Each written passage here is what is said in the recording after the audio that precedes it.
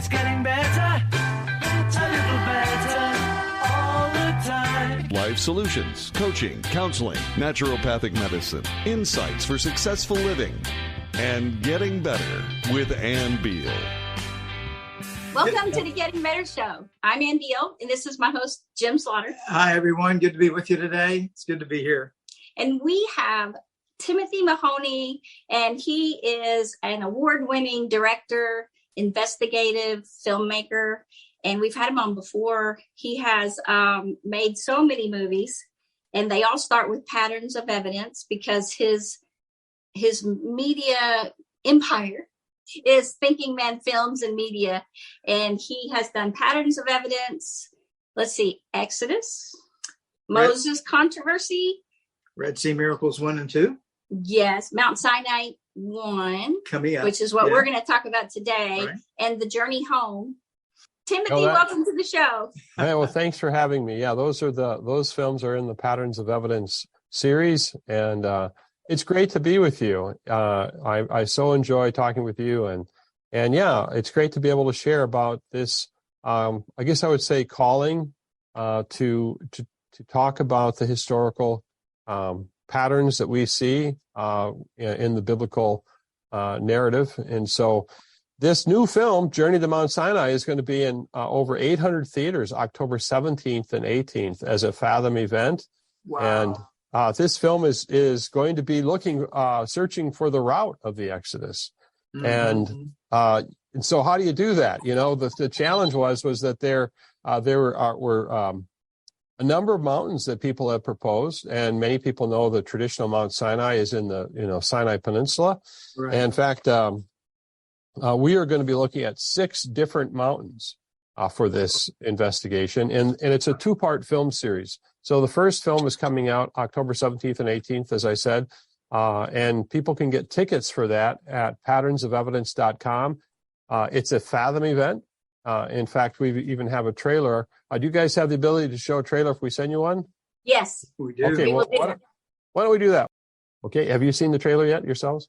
We loved it, Tim. It was really, it was challenging, but it was also intriguing because it leaves a lot unsaid. But that's what trailers are supposed to do, right? Right. Well, there's this mix between this interesting group of people called Exodus Explorers. You know, they're not scientists; they're explorers who are regular people. Some of them are, have their degrees in different areas, but they are out searching for a pattern of evidence of the Bible. And so what we have is that what's unique about this film is that we've got a downloadable. If you go to patternsofevidence.com, you can download this document. It's a PDF, and we're investigating the criteria of the Bible. So what would you look for if you're going to look for the Mount Sinai? And from that led to this idea, and I used the analogy of I realized that this film, like a lot of my films, there's a lot to keep in mind, right? And sometimes you need a little bit of help. So we created the Patterns of Evidence. It's a Mount Sinai scorecard. Well, look at that. I was wondering about that. That's incredible. Yeah, because it said it was correct. What a great idea. We were wondering about the interactive part when we had found out a little bit about, setting up the interview today and everything. And is that because there's 6 different places? So are we kind of analyzing the 6 different possibilities? Is that what we're doing? Yeah, that's the fun part. This is your opportunity. For those who want to be prepared for the movie, is they can download this and they can look at the biblical, the scriptures that talk about the different things we're going to look for, such as the first step is journey to the mountain. The Bible says that there were campsites, wildernesses, and it also talks about the travel time, that it took them, almost 2 months before they got to the mountain. So when we start looking at different Mount Sinai locations, and the ones that we're looking at, we actually have a map. In this PDF, we're going to show you where the locations are. Oh, that's great. We're going to basically talk about the travel time. Like how long would it take for a group of people to travel from the Egypt and then the sea crossing to the mountain, and that's a factor in determining. That's one of the things we need to look at. And I don't know, have you guys ever gone bowling? Yes. Okay. We love So, We have so done this that. Yes. this scorecard, of course, all of us have gone bowling, I would think, but this scorecard has like a strike, a spare, and a gutter ball. And so, it. Really? so What a great idea. So you're rating it is what Yeah. you're doing. so if you want, Did you come up with that, or did your wife Jill come up with that? well, as a team, we kind of came up with it. It's kind of like you can score it just that way. You know, we've got those marks Yeah. there, and That's great. That's great. that way, when you're looking at this evidence, and I think there's 1, 2, 3, 4, 5, 6, 7, 8, 9, 10, 11, 12, 13, 14, 15. We got 15 different things you can mark on a mountain. No kidding. Wow. And as you're looking at those, it'll help you to keep track as we go from mountain to mountain, what your thoughts were, so you don't get confused between that. And I use the analogy of, I don't know if you've ever, gone to the grocery store with only, I'm just going to get milk. But as you're walking back to the milk area, you see a number of things that you go, oh, I think we need that, and you don't want to make a second trip. So by the time you get to the cash register, your arms are full. And that's what's happened to me. And I realized that when people watch the films that we make, there's a lot to hold on to. So Yes. This is the shopping cart for you to basically, put those things into the cart and free you up then to go to the next mountain as we investigate it. That is unbelievable. That is so great. So does that get downloaded when they download? Like if they can sign up digitally for the movie, right? Well, what's going to happen is that this first film is going to be in theaters, as I said, October 17th and 18th. Yeah. So what you can do is you download this, print it out, and we tell you how to put it all together. And as I said, we've got the different attributes and different things of the mountain. It's going to be your guide. And this brings you back to the Bible. So you're able to look at the second question would be Midian. Now, the Bible says that Moses fled to the land of Midian. And we're going to investigate, well, where is Midian? It says in Exodus 2:15 and 4:18 through 19, it gives you some clues about where Midian is. And so that's another part. So we're going to investigate that. And then once again, as we go through each mountain, we're going to basically use this scorecard. I'm going to say, okay, now's the time to write down what you think. That is such a creative idea, Tim. I think it's going to be so much more enjoyable to see the film. I mean, I was ready for the film, don't get me wrong, because I'm really interested in that, and that. But to make it interactive and have even a scorecard is just going to be so much fun. I can't wait. Yeah, I wasn't sure if they handed that out in the theater, if they were going to hand that interactive. I figured we'd probably download it before we came. Yeah, that's what you need to do. Is you need to download it, print it out. Yeah. We had breakfast out watching the sunset on a dock with some people today at the lake, and we were telling them all about the movie and all your movies. We told them it was interactive, but we didn't really know how. Yeah. And so they were very excited. So we're going to take them all the movies we have for them to watch. And then, by the way, the movies you have for the youth, the younger kids, we're giving them to a private school that just opened, a private Christian school. For their education curriculum. So we thought that would be cool. And they want to order a bunch more, but we have been so excited about your films. And when we saw that, what you just showed us, the trailer, we had an idea, but I didn't know I didn't know there were 6 different locations that were possibilities. I thought there were just 2, the one that they call Mount Sinai and this one we think it might be, but there are actually 6. Well, there's actually probably more like 17 that people have suggested. So we decided to kind of narrow it down a little bit, at least in this investigation. Wow, that'll be wonderful. Okay. So why did you decide to pursue Mount Sinai, this one?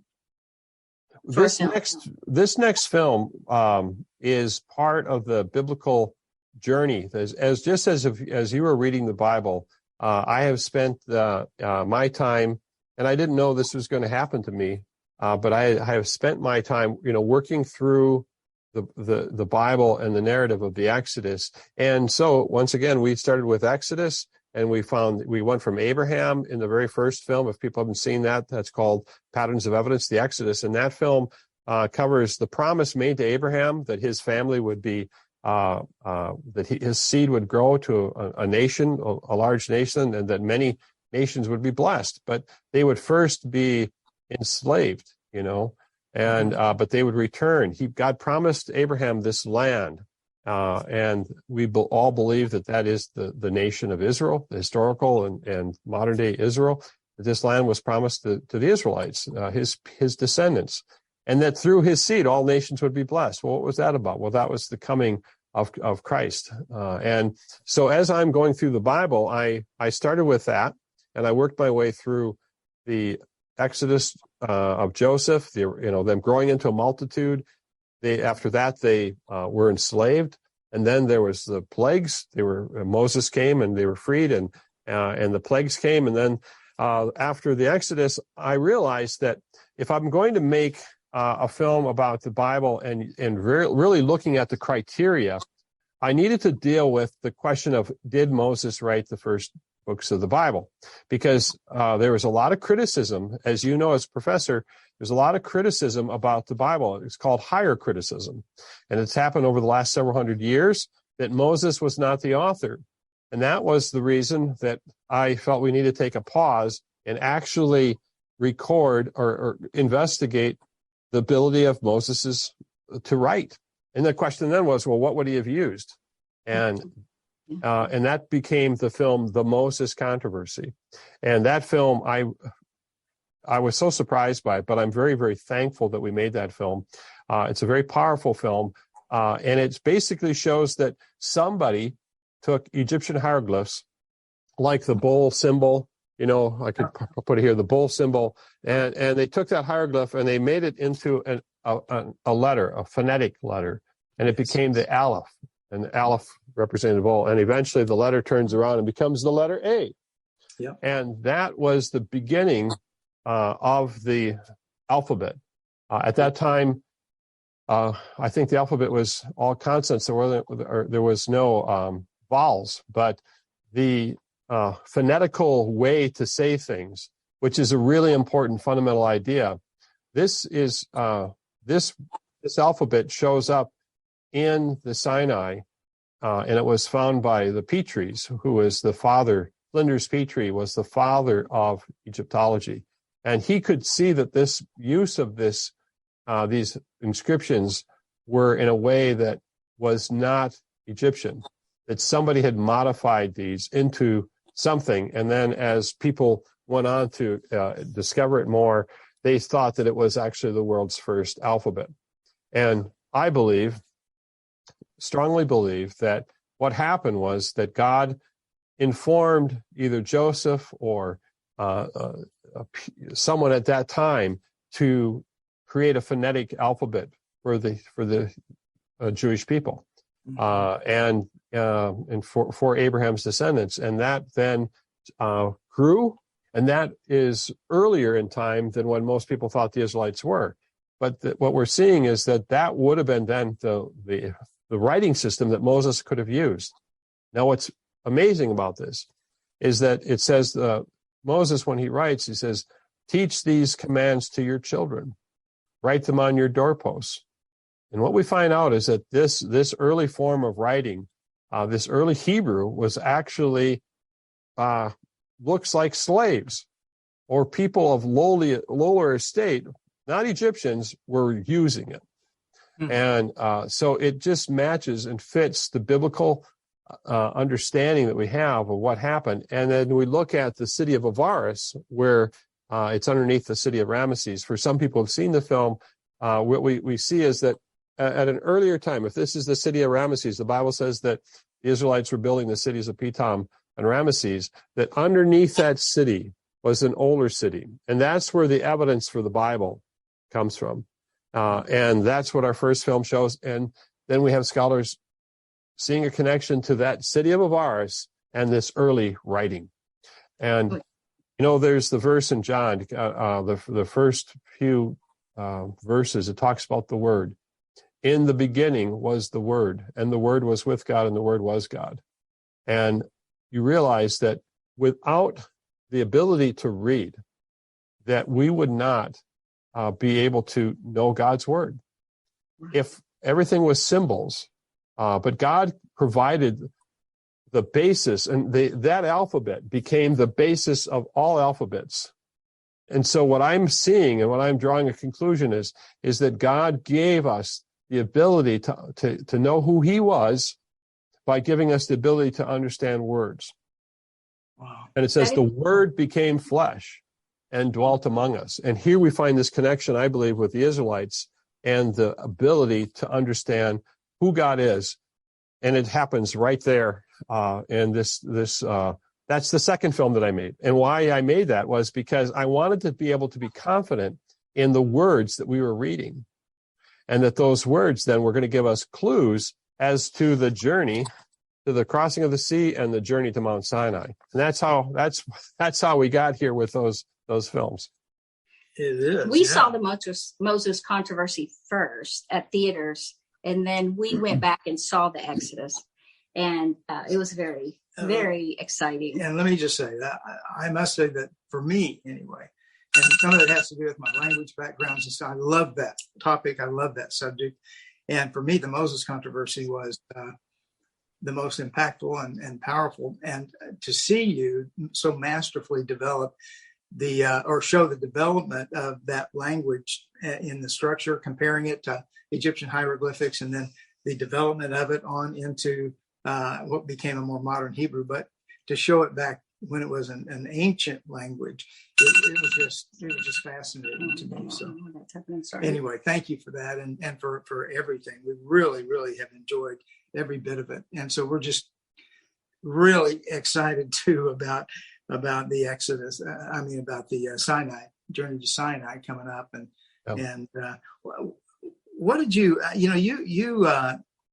are very open about sharing what God is teaching you through the making of these films that you've done. And I know you have felt led by God in virtually every step that you've taken to do this. And what did you personally learn about your faith while researching the filming of The Journey to Sinai? Well, the Israelites, when I look at a portion of scriptures and I'm asking, well, what's the situation here? And what we see is that the Israelites had seen God faithfully working, by the plagues. I'm not sure how long the sequence of the plagues took. Some people have told me it was over months that these plagues happened. And the reason why I bring that up is that they had witnessed miraculous activity of God with the deliverance. Then they witnessed the death of the firstborn, the 10th plague, and they had the Passover. So they experienced God sparing them in that Passover. Then they went to the sea. They got trapped at the sea, and they witnessed the parting of the sea, and then the destruction of the Egyptians. But on the other side of that sea, the Israelites were complaining. And I looked at my own life and I realized that, I have witnessed God providing for my family and providing in parting seas, as it were. And I think the thing that I realized too is that I still am questioning at times in my own life. I'm calling out. I feel this sense of, and it's not, I just feel a sense of worry. Like, is God going to provide? Because I'm making these films. We have to depend upon donations, and we've got people that have families and we'll be okay for a while. And then there won't be any manna. And with the Israelites, they didn't have any food. And I understand, they took their families, they left Egypt, and they went out into this wilderness. And during that time in the wilderness, they were thirsty and they were hungry. And they started to get really angry with Moses. And I thought, wait a minute, they still have the pillar of cloud and fire. They see the presence of God. They know they're going to meet him, but they're complaining about a practical situation. They might have children that are crying, or, they're hungry, and what's going to happen? And so what am I learning is that I think that it's easy to be like, oh, those Israelites, but I have been in the wilderness. My wife and I have gone to those places, and I understand why they would be fearful. They could have died out there, because the wilderness, and I say this in this upcoming film, the wilderness is where people would die. By the Nile, when they were in slavery, they had water and they had food and they had a place to sleep. They were comfortable in their slavery.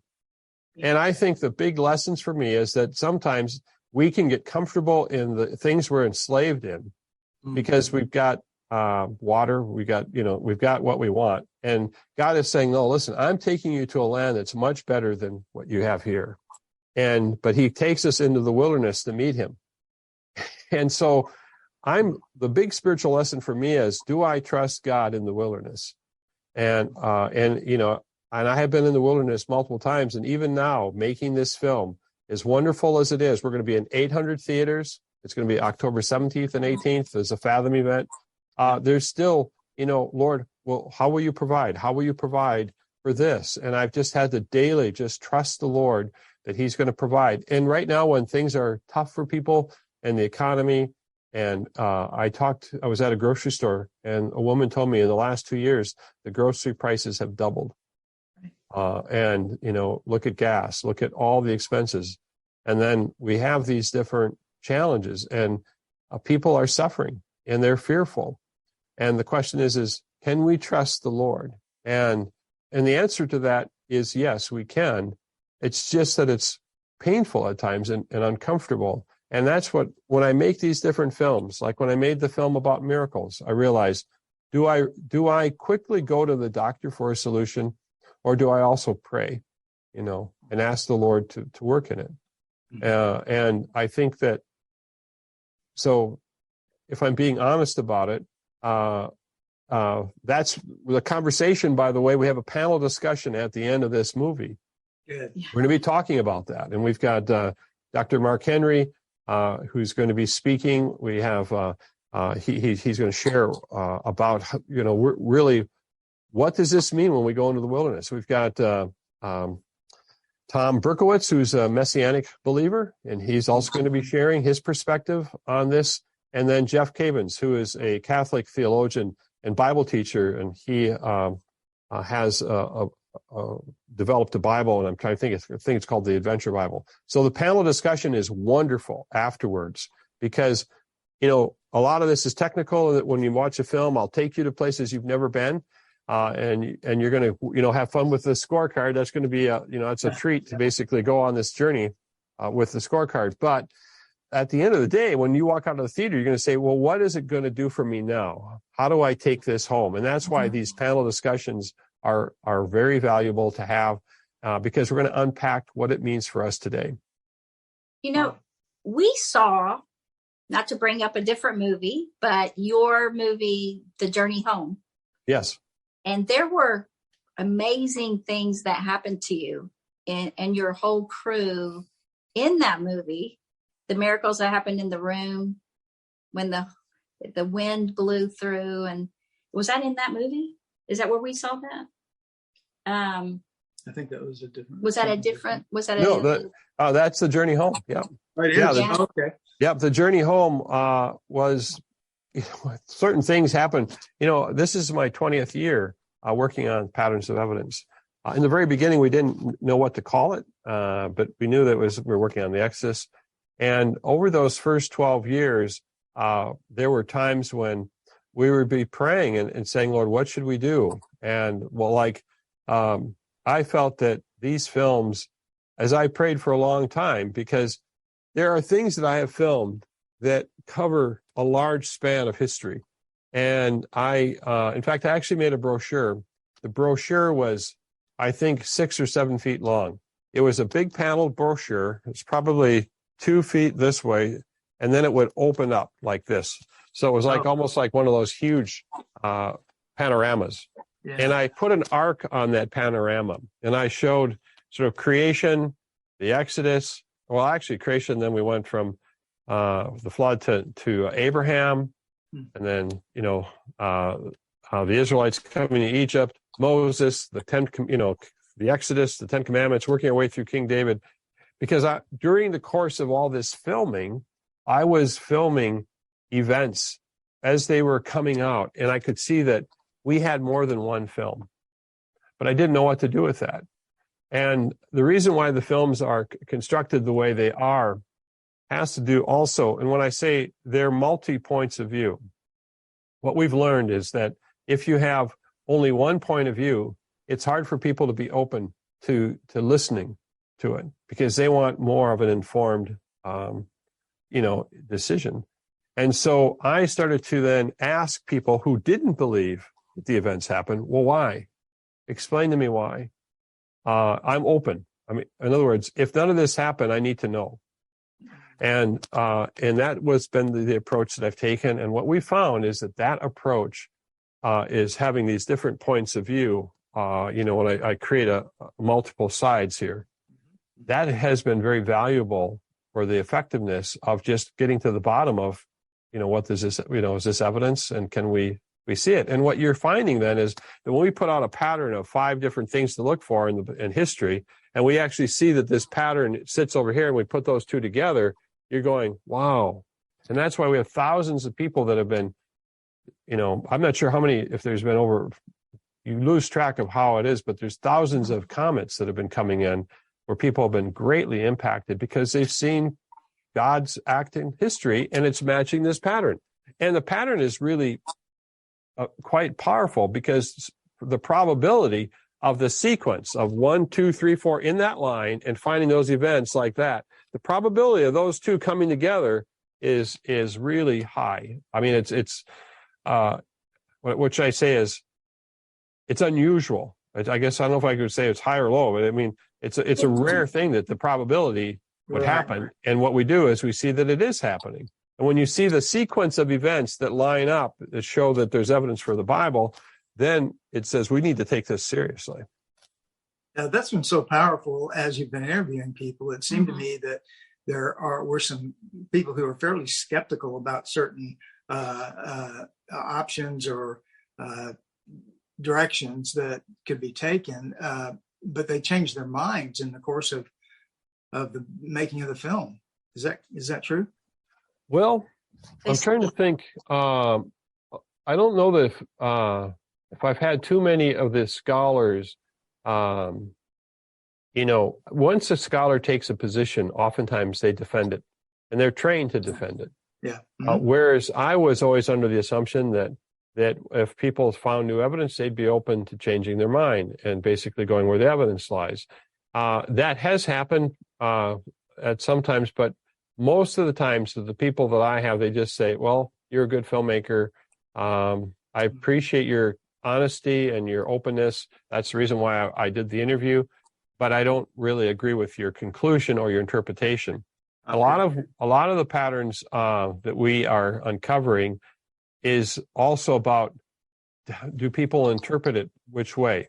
So if you think that the Bible happened at a particular time in a particular place, what's happened is that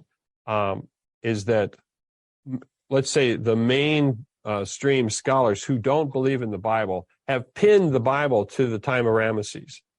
Yes. Which Ramses is it? More than one. Yeah.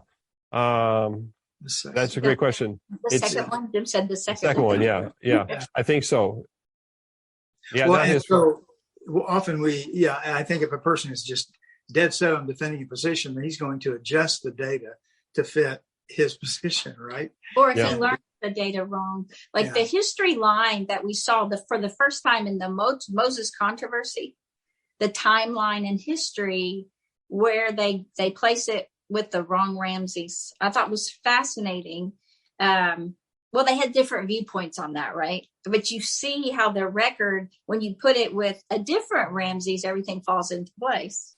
And is that right? Or is it just, anyway, I'm not the scholar on that, but it was fascinating how even though the evidence is there, when we see some of these movies, that the evidence is there to show, yes, this happened, like the walls of Jericho falling down and all that evidence. But because it's at a wrong time in history on the timeline, this can't be that, right? And so I was like, wait, what? Like it all looks exactly like it. All the evidence looks like that. But you're saying, but it can't be that because of the date line they were taught in school, right? Right. And so some man or group of men generally sometimes came to a place where they were trying to determine the date. And it goes back to the Rosetta Stone a bit. And the Rosetta Stone, for people who don't know, had, I think it was a Greek, and then there was hieroglyphs. And so what they were trying to do is figure out, there was 3 layers. There was 2 different types of hieroglyphs, I believe. And the Rosetta Stone was found, the French, I'm trying to think of which one, found it, but Champollion, I believe his name was the one who was able to decipher it. I think even one man trying to decipher it went mad. It's such a brain teaser. But once he started to get a sense of this, he went to Egypt and tried to read information. And obviously, many people knew that the Bible and Egypt had a relationship because those 2 nations were close to each other. Mm-hmm. And so there are things, they're called name rings, I believe. And there's oftentimes the conquests of the Pharaoh were written on the walls of temples. And the nations that they defeated, and they would put the names of the cities. And so this is where they're trying to figure out a connection between Shishak of the Bible and Shoshank of Egypt. And there's the possibility that maybe these 2 were connected. So the Bible in the early days, as I understand it, was used to date Egyptian history. But we're going to be coming out with films, God willing, in the future that will explore that when the dating happened, and we'll explore those connections to see is there really a connection between this? Because what that does, if you see on the wall of time, is that the Bible's timeline stays the same, but Egyptian's timeline is what we're saying we think possibly is off because it wasn't synchronized properly. But once you set a date in history, everyone starts to build all of their dating systems around that. And now you've got a problem because it's like the difference between the metric system and and our foot, in inches. People don't want to change because they've already constructed all sorts of things around that. Well, that then goes to when they can't find evidence for the Bible, they can't find it because they don't see it, in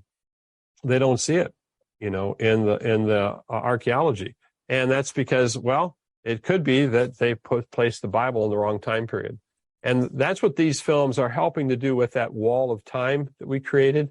That wall of time shows you, as opposed to holding these thoughts in your head. And once again, the wall of time is a shopping cart for the mind. It allows you to place those things, and you can visually see it. This Mount Sinai scorecard, again, for people. We really want you to go and see this movie, Journey to Mount Sinai. This is the Mount Sinai scorecard. And, we know that we're in this time to vote, right? We're voting. Well, when you go to a movie theater, you're voting for this type of film, you're voting for the Bible. Now, you might say, well, I'm afraid to go to a movie theater. Don't be afraid. I mean, I think that, you have to make that decision yourself. But going to the theater is a vote. The theaters all know this is over 800 theaters. They're watching to see what kind of films should we bring in. Listen, there's all sorts of awful types of films that I wouldn't go to see. But when you have a good film like what we're saying, Patterns of Evidence, we've been in theaters now. I think this is our 4th or 5th film that we're going into theaters. This is a vote for the Bible. And so that's why I want to encourage people, get your Sunday school class, go and see this movie, tell others about it. You will not be disappointed. This is going to be a great experience for you. I'm going to take you to places you've never been before, and probably will never be able to go. Yeah, I can't wait. That'll be exciting. Yeah. Yes. So I get confused when I saw, I can't remember the archaeologist's name that you very first asked him if he found any evidence for the Hebrews, and he said no. And he was actually on an excavation that it was, or maybe it was Moses that you were asking about, but he said no. And and yet there were all this evidence of people being there, and they had all the Hebrew evidence but because of the timeline. So my question was, where did they put these people then if they don't, another group of people that came to Egypt and that this group of Hebrews was there? I'm like, okay, well, if they don't place it and they say, oh, well, this can't be Moses because it's not the right time. What in the world did they make it? Who are these people that were millions of people that were there at the time that they find? You're referring to Manfred Bitek.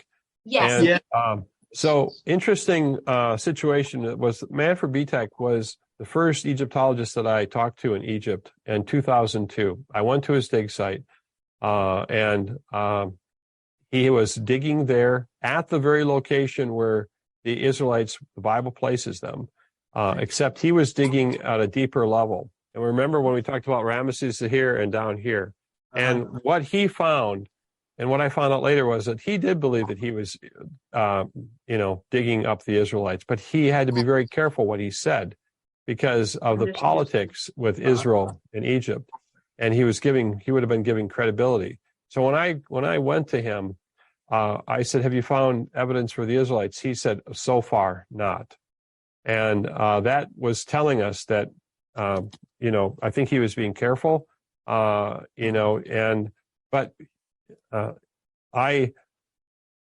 10 years later, I was in Israel, and I was in Jerusalem, and I was making the film The Moses Controversy. And it was amazing, but Manfred Bitek had new evidence that he wanted to talk about. And I filmed him then in Jerusalem, and he started telling me about the lake Gezem. And Gezem is similar to Goshen. Gezem. So Egyptian documents were pointing to a lake that had a Hebrew word, and it was called, in Egyptian, it was called Gezem or Goshen. And so what it looks like is that's when Manfred started to say, and once again, a lot of these places aren't excavated, but when he was excavating the places that he was at, what he could see was the people that were there were not Egyptian. They were Semitic type people. And they totally mirrored the archaeology. Once again, archaeology is something that an archaeologist is supposed to dig and then report. So they dig, they draw out all the stuff that they're doing. They can make their own interpretation about what it is. But after they do that, then they report. They report what they've seen. And in his what he was reporting, Egyptologist David Rowe looked at it and he said, "This looks like the Israelites." And he wrote a book called Pharaohs and Kings, I think, and that was his looking at a whole pattern of evidence that he could see. So I'm a filmmaker. I'm not an archaeologist or an Egyptologist, but I went and then literally took the 12 years to go back and forth and interview all these people, and that's when we made that first film. But what happened was 10 years later, after the first interview, Manfred Bitek then tells me that he sees we should not doubt the Bible, and that we saw a connection. So that was a really powerful, beautiful experience that I had with that interview. In fact, it was probably even longer than 10 years. I think it was more like 15 years later. So it was amazing. Thanks for sharing that. Excuse me, Tim. That means a lot to us to have you share about a man's change of mind, because of the evidence that he's seeing. He saw the truth in the evidence before him, and I appreciate that. Thanks. Yes. Well, it's kind of fascinating that that's the one person, I'm not sure if he's the only one, that had you kind of spiral into your depression from doubting everything that you learned as a child. And you go through that in The Journey Home even more. Yeah. And The Journey Home is a film that I felt we had to make, and I'm so happy that we made it. And I think some people said it's one of our best films because it's so personal. But what I wasn't ever, I was ashamed of was what happened in my family, because I tell this story. In fact, I wasn't planning on telling this at all, but Rick Altizer, who was with me, he's a director. He made the film Show Me the Father with the Kendrick brothers that came out last year. I asked him if he'd help me make this film about what was happening while we were making. So we were seeing God acting in history as we were making this film.